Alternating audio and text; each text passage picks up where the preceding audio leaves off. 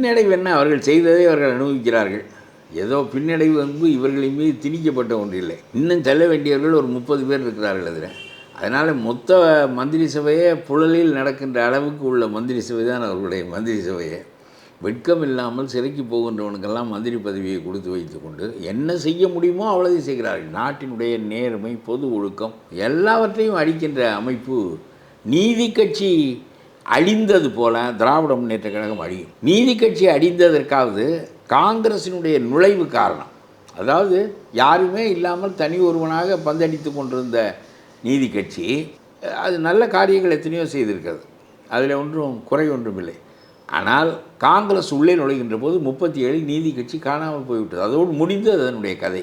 அதுபோல் ஆனால் அது ஜமீன்தார்களின் ஆட்சி, ராஜாக்களின் ஆட்சி என்று கருதப்பட்டதே தவிர இதுபோல் இவ்வளவு மோசமான ஊழல் ஆட்சி என்று கருதப்பட்டதில்லை.